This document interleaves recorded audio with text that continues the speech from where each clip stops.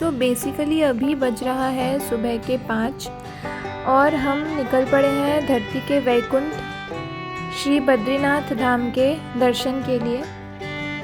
यहाँ का रास्ते के बारे में हम क्या ही बताएं, मतलब वैकुंठ शायद इसीलिए कहते हैं।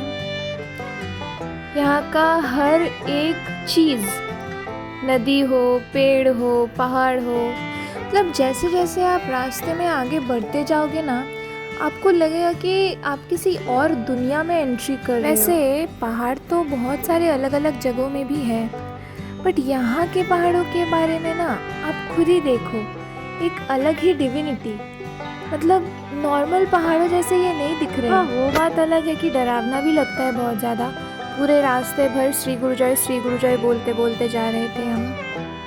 पर पता है, कहते हैं कि हिमालय के हर एक पहाड़ एक एक महापुरुष है, ऋषि मुनि हैं, जो कि पता नहीं कितने सालों से बैठ के पहाड़ों के रूप में वहाँ पे तपस्या कर रहे हैं। और कुछ महापुरुष वहाँ पे अभी भी 2000-5000 सालों से बैठ के तपस्या कर रहे हैं, जो कि नॉर्मल लोगों को भी दिखते हैं, बट जो एकदम सच्चे मन से जाता है ना, सिर्फ उनको ही वो दिखते हैं।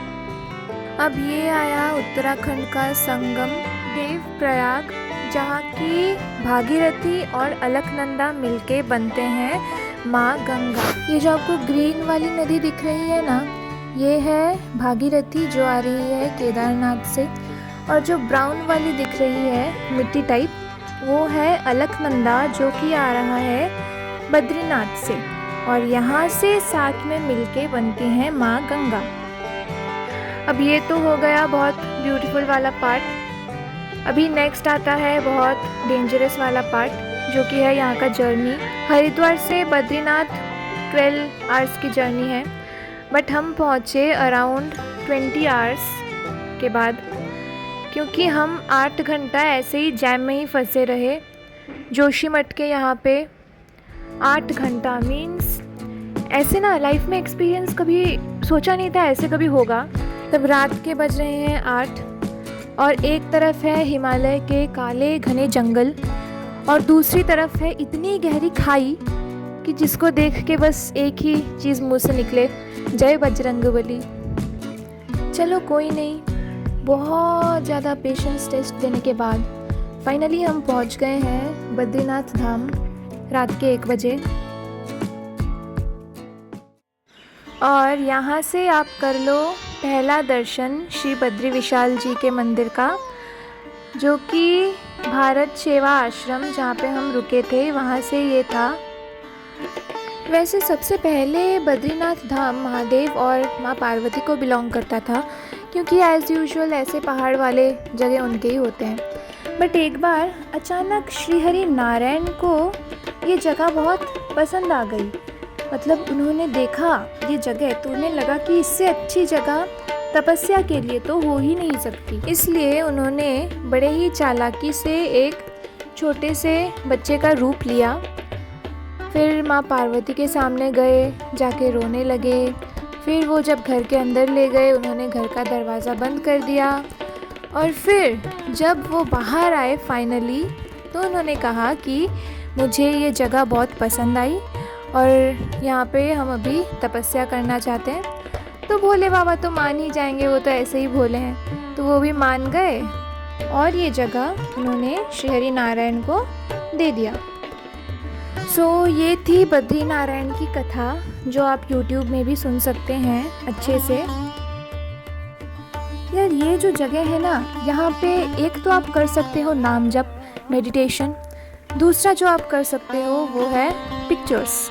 मतलब क्या ही बताऊँ, ऐसे फ़ोन में फ़ोटो में क्या दिख रहा है मुझे पता नहीं, बट आँखों से भी ना ऐसे लग रहा था कि हम शायद पिक्चर ही देख रहे हैं।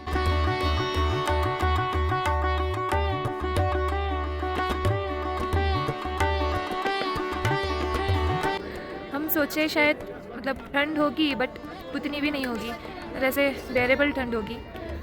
बट जैसे ही बस से हम उतरे,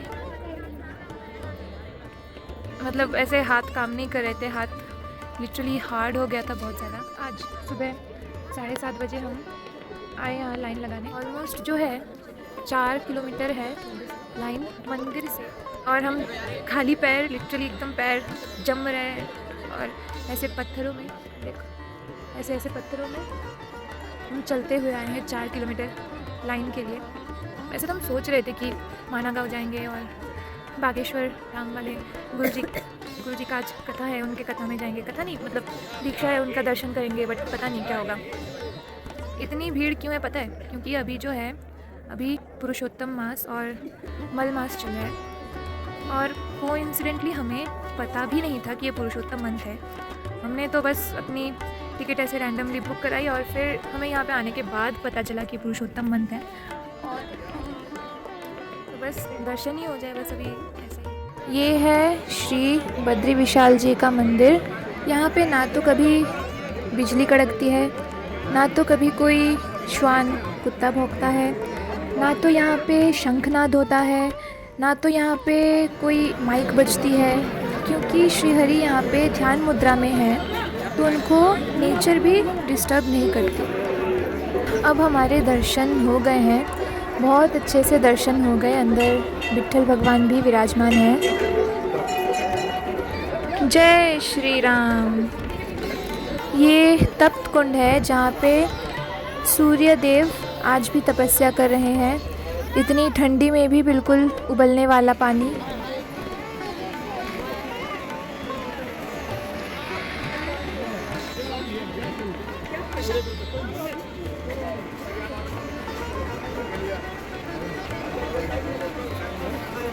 ये रही माँ अलकनंदा, जो कि बद्रीनाथ से जाके देवप्रयाग में भागीरथी से मिलती हैं और आगे माँ गंगा बन जाती हैं। आप भी दर्शन कर लो।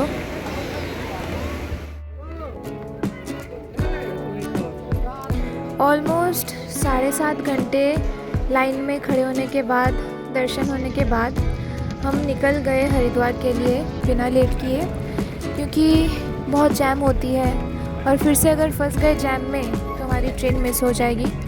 इसलिए हम हरिद्वार के लिए निकल गए।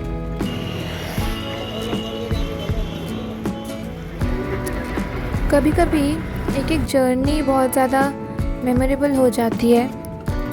अभी हम चले तो आए वहाँ से, बट बहुत बहुत सारा ग्रैटिट्यूड लेके आए और बहुत सारा थैंक्स लेके आए, क्योंकि हमारे साथ बद्रीनाथ धाम से 2 और नए मेंबर भी आए हैं। आप दर्शन कर लो लास्ट में। इतना कोइंसिडेंस, मतलब इनकी पूजा होती है महाराष्ट्र में मोस्टली, बट इतने साल से वो कभी हमारे घर आए ही नहीं, और अचानक बद्रीनाथ धाम से वो हमारे घर चले आए।